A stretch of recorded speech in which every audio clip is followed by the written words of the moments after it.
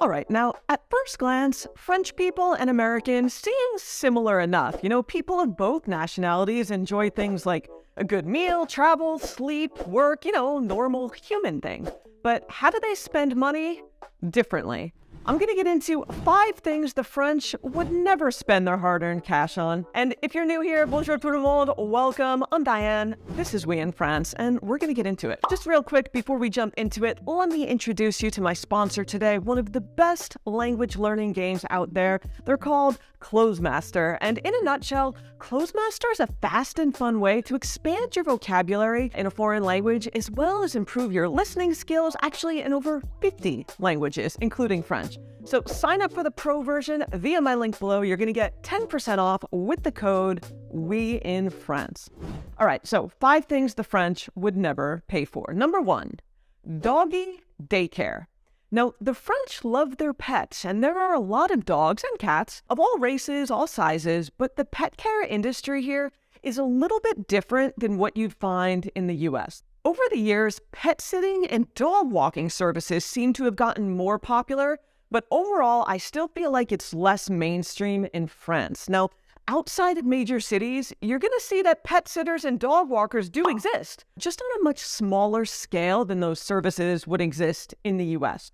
And one service I have not seen in France that I don't think the French would pay for is Doggy Daycare. And if you're unfamiliar with it, Doggy Daycare, it's a facility that basically watches your dog for you, along with other dogs, in a safe and fun environment for several hours or even an entire day, instead of you leaving your dog home alone while you're at work. And these things are pretty popular in the US, especially in major cities, and most Americans are very familiar with the concept of doggy daycare. You'll see doggy daycare businesses in shopping centers and storefronts.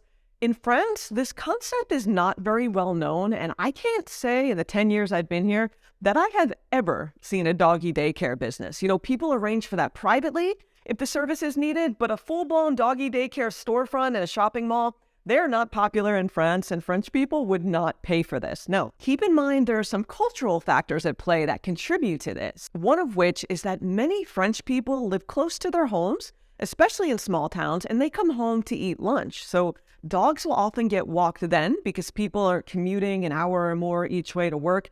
Again, it happens, but it's not as prevalent here. Now, many French employees take their lunch break a full hour or more and are expected to actually take that break and not eat at their desk. So work hours also, they're generally shorter in France, giving the French more time to tend to their pets. So maybe pet services aren't quite as needed during the day for people who are at work like you'd find in the US. And again, of course, there are people who offer dog sitting and dog walking services, like I said, but the industry is much smaller in France, even if I feel it has grown in recent years. Doggy daycare facilities, though, are definitely not something the French would pay for, pretty much non-existent. All right, moving on to number 2.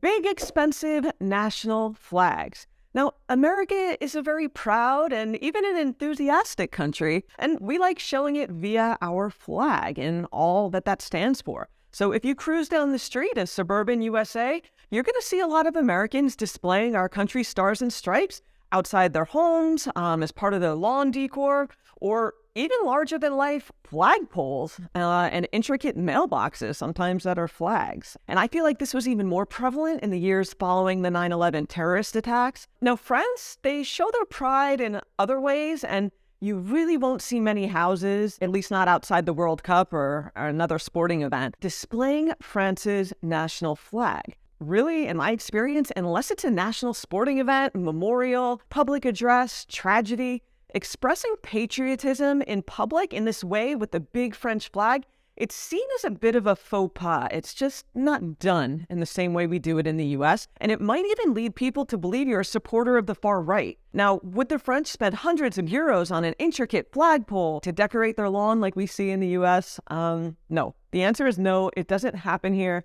and it would be quite unusual. I'm not saying never, but it would be quite unusual. All right, number 3, bouncing back to pet stuff.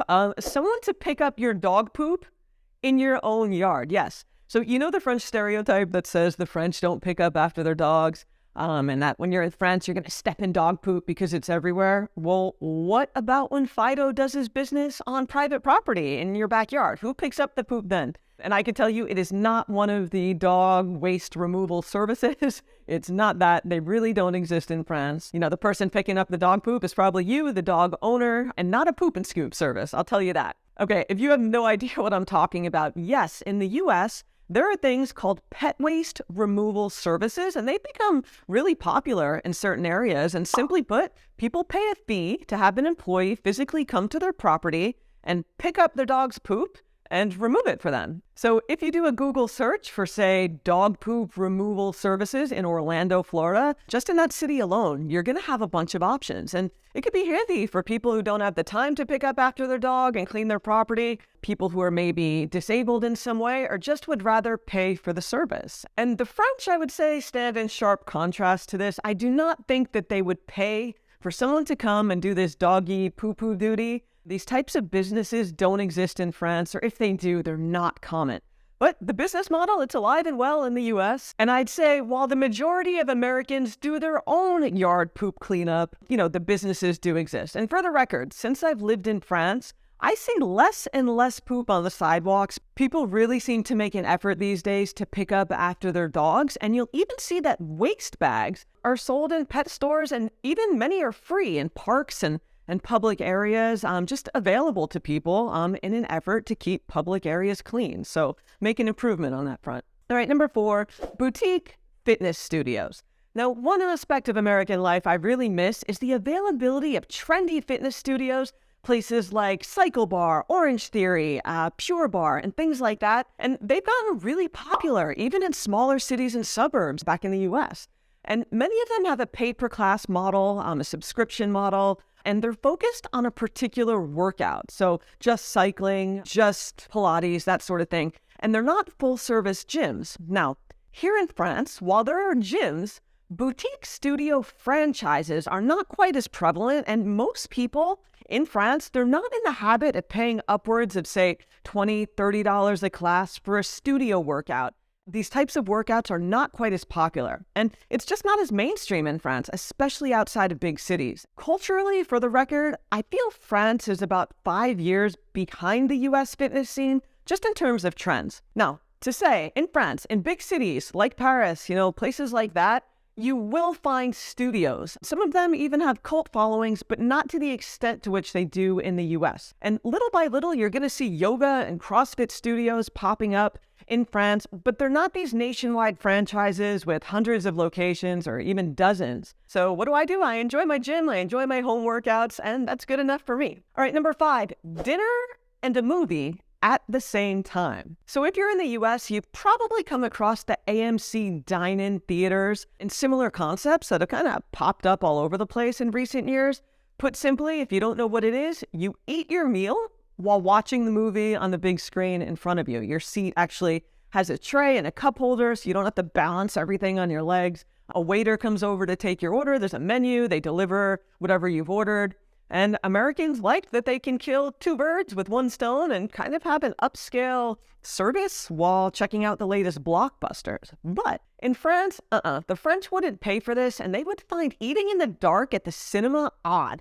They barely even buy popcorn and refreshments at movies. It's just a small stand that people usually walk by, but it's getting bigger, right? I feel like the French would not get this dinner and movie concept in the dark. And if you're wondering why, mealtimes are sacred in France. Okay, not sacred, not literally, but mealtimes are a big deal, and they're not times to multitask or rush. They're times to unwind, to talk to your family, and to not be distracted and multitask. Meals are intentional for the most part. So if you want to see a movie after dinner, then you go see a movie, but the two don't mix. And Sunday lunches with the family, they're occasions to unwind, to indulge a little, to enjoy good company at a leisurely pace. It's not something you do at the movies. So I'm sure a bunch of Americans actually would agree with me. Let me know if you're into the AMC dine-in theater experience.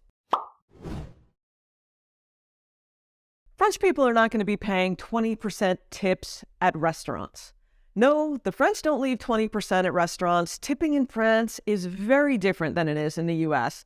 And first, if you're not familiar with the American tipping practice at restaurants, It's not optional, and adding 15, some would say probably more like 20% to the bill is part of eating out. You just expect that. Servers depend on their tips, and we've become very accustomed to leaving them. It's just what you do. But in France, waiters are paid a livable wage with benefits. They don't depend on tips to live, and nor do they go out of their way to give customers that same service that we've come to expect in the US. When the server comes up and says, "Hi, I'm Diane, I'll be your server tonight," and then they check on you several times throughout your meal. Being a waiter in France, it's often thought of as a full-time profession. And that's not to say that they won't provide good service. It's just that waiters in France, they're not trying to serve you in a certain way in the hopes of earning a big tip. They do their job appropriately, what's normal for French culture, and they get paid for it. Now, that said, it's not a well-paid job. It's not one that's going to make you rich, but it's a job, and waiters have a work contract, specific training, and they're compensated via a salary. And in France, if you're curious, you can definitely leave a small tip as a gesture of appreciation for a great service. It's completely at your discretion, but keep in mind the service and the tax, they're both included in the price you see on your receipt. You'll see the word service compris, and it's, I believe, 15%. But that generally doesn't go directly to the wait staff. So if you want to leave a tip, what you can do, it's perfectly fine if you want to round up for good service. So let's say your bill was 37 or 47, you could round up to 40 or 50, go a little higher if you had great service at a fancy restaurant where you had a wonderful meal.